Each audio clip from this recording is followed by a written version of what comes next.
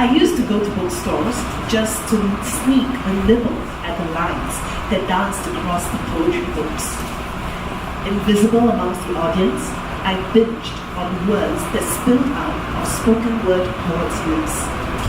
And then at night, when nobody was watching, I would secretly devour reams of snowy white paper, drenching them in black or mint or purple ink, hoping that no one would notice. And then I moved to Fuji.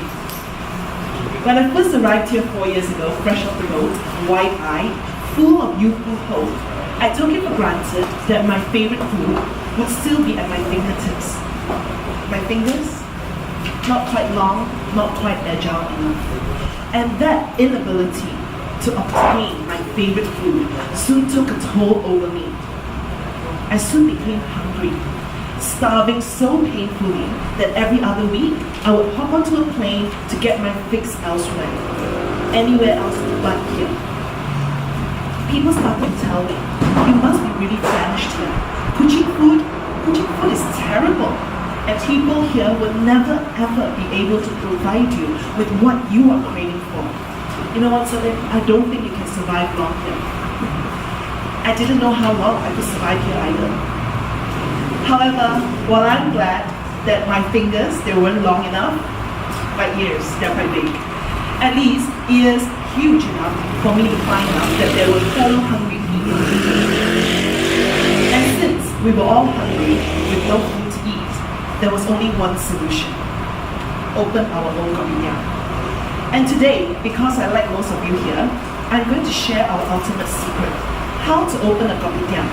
Sit back, you can take notes, and later we can discuss franchising over Gorindas. So, step 1. Be really, really hungry. To open a kopitiam, you must be positively starving.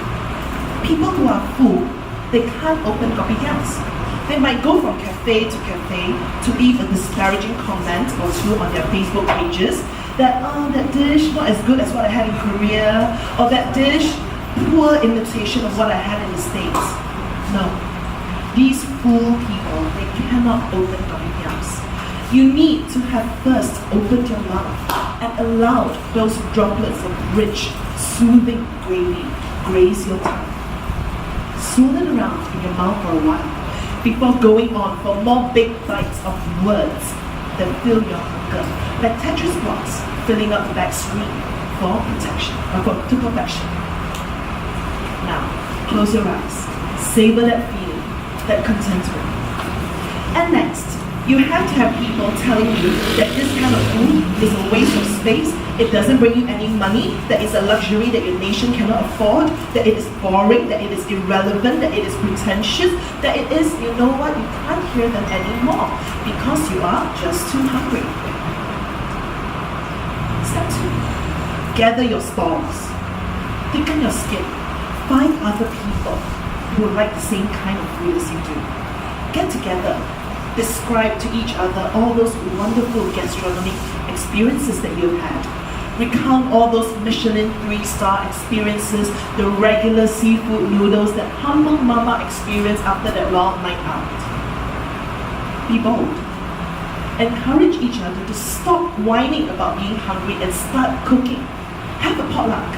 Share your dishes with each other. Who needs more salt? Who needs a little bit more fire? Whose food made you cry and remember your mother? Don't be shy. By now, you're all friends, fellow master chefs, partners in dine. Step 3. Open your doors and hope that people come. Finally, it is now time to open this kopitiam that aims to satiate the growling tummies and silence those whining people. Don't expect a full house like this. In fact, you know what? I wanted to bring a fly swatter, because the flies might just appreciate your food more than actual humans would. Remember, even if nobody comes in, each of you were hungry.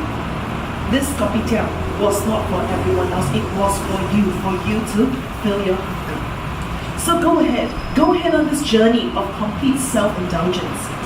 Devour the laksa, lick up every bit of the tomato kway-teow, savor every drop of that laksa soup. A bit of MSG never killed anybody. And you know what? I'm not going to tell anybody that you had a bit too much wine as well. So there you have it, our big fat secret on how to open a kopitiam. It does not end here. These steps, they don't run on a smooth linear line.